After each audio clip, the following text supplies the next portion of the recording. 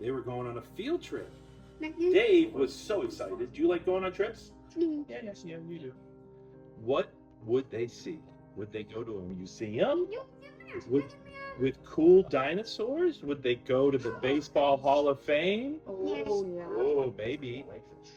Well, we'll be visiting the firefighters and the fire trucks at the firehouse. Mrs. Lewis announced, it's right down the street, so we'll all walk together. Won't that be fun? Yeah. So it would be. The kids couldn't wait. Shiny red engines, big red hats, small, tall slidey poles. You ever see the slidey poles? They slide down. Those firemen. That's what I was going to go see. But guess what? Dave was not excited. Does he look excited? No. He looks sad. It's sad. Does he look sad? What? What was that? Good question.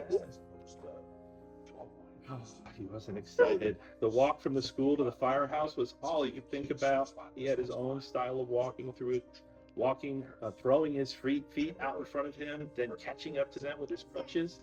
It was hard work, and it took a lot of energy. He had it down to a rhythm, but he still struggled to keep up with his classmates. Dave was worried. He was worried. What if he had to take a break? The whole class had to wait for him. He couldn't imagine anything worse. The next week, all Dave did was work. When his classmates talked about the firehouse, he worried. When Mrs. Lewis showed pictures of the firehouse, he worried. When his parents talked about how nice the weather would be for a walk, Dave worried. His heart beat fast and his mouth felt dry. He didn't want to go to school. No more. He didn't want to go to school. That night before the field trip, Dave told his parents he couldn't go to school the next day. Why not? His mom asked. Because I don't like firehouses, Dave said. How do you know if you've never been to one? His dad asked. You'll enjoy it, Dave. Now eat your dinner, please. Do your parents ever have to tell you to eat your dinner? After dinner, Dave went to his room to get ready for bed. He couldn't stop worrying about the next day.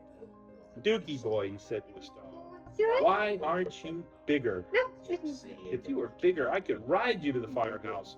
We'd be the first ones to get there. Duke nudged Dave's legs playfully. It gave Dave an idea. That's it, Duke, said Dave. Take off his braces, waving them in Duke's face. Chew on these! And you chew on the braces? Then I won't be able to walk at all if you chew on my braces. But all Duke did was roll over so Dave could pet his belly with his brush. Dave sighed. If only my braces were covered in bacon. Would you eat braces if they were covered in bacon? When Dave woke up the morning of the field trip, he tried to convince his mom that he couldn't go. I'm sick, he said. You're not, said his mom. Out of bed, please. Dave coughed again. But Mom, I'll get all the other kids sick. You won't, said his mom. Race is on now. You are not going to be late. When Dave got to school, everyone else was so excited. They rushed back and forth, looking for their friends to walk with, but Dave just stood off to the side, leaning on his crutches, dreading what was to come. See? You see, he was so worried. Everybody found their place in line. The class was ready to set off. Dave took a deep breath.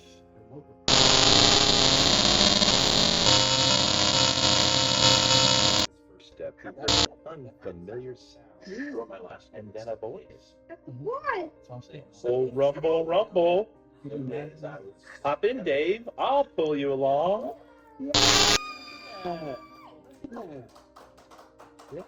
Dave's gonna get pulled along. Dave couldn't believe it. His classmates Ernie Pound was pulling a bright red radio flyer wagon behind them.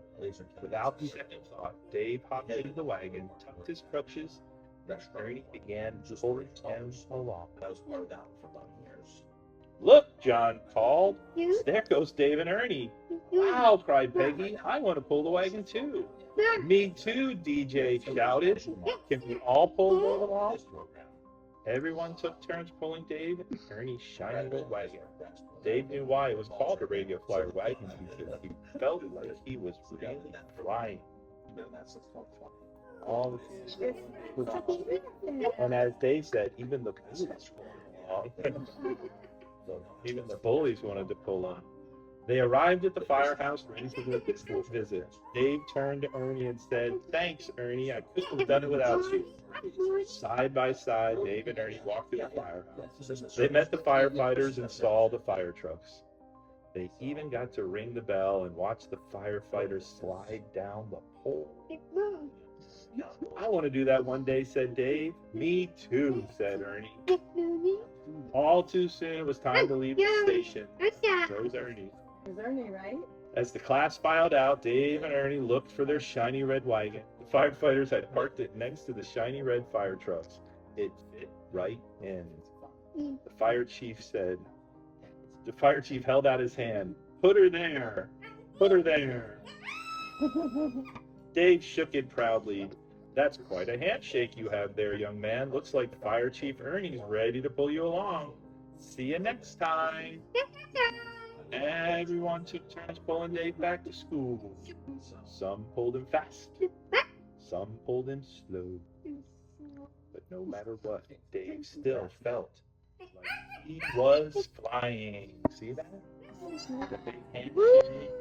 Ernie Pound pulling him in the wagon. What a good friend. And young Dave Clark never forgot the kindness of Ernie Pound. The end. Yeah. The end, You want John. to know the rest of the story? Yeah. What's the rest of the story? The Dave and Ernie story. This is like more for the parents. Dave Clark never forgot the kindness of Ernie Pound and thanked him from the bottom of his heart in a book called The Diamond in the Rough. You see that orange book over there? That's it, The Diamond in the Rough. Hold on. Dave always wished he could thank Ernie in person for his selfless act of kindness. The only problem was the pair hadn't seen each other since elementary school. Oh. Great, to be honest. Dave's friend, Doug Cornfield, Who's that? Where's Doug? Who's that? There he is. Woo, there he is. was so touched by the story, he set off on a mission. Yeah. After some research and digging, Doug found Ernie Pound Cow. and asked him to come to one of Dave's book signings. Yay. The day of the signing, Ernie waited in line to see Dave like everyone else. When Ernie made it to the front of the line and Dave asked who to sign the book to, Ernie just said, "Sign this one to Ernie Pound." Cow.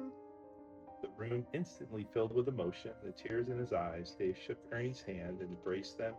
Dave finally got to thank Ernie face to face. There's more to the story. You see, Dave Clark is the only professional baseball player to ever pitch from crutches.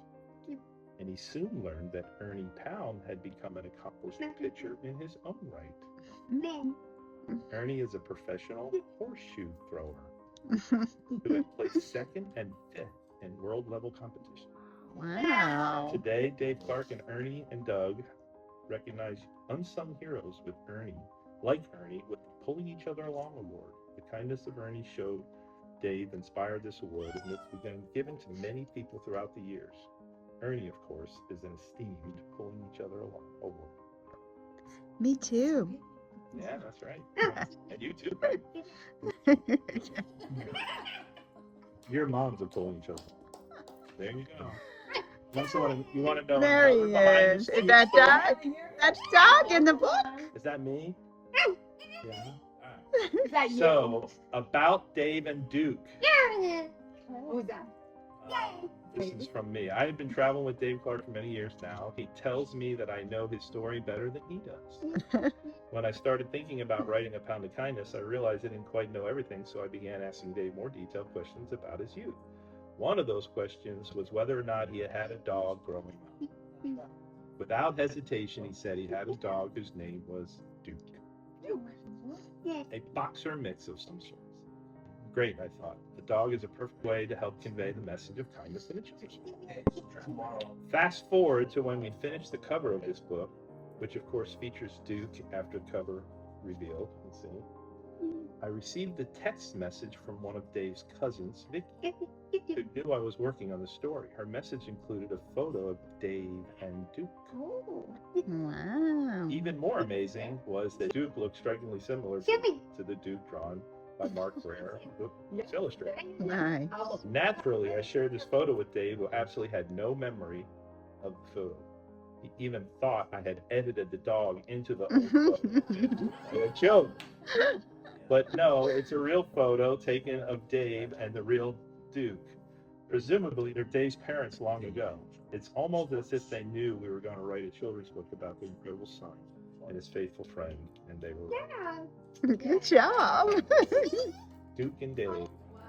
Oh, Duke and Dave. Dave. So yeah, she sent me that photo. It was Wow. And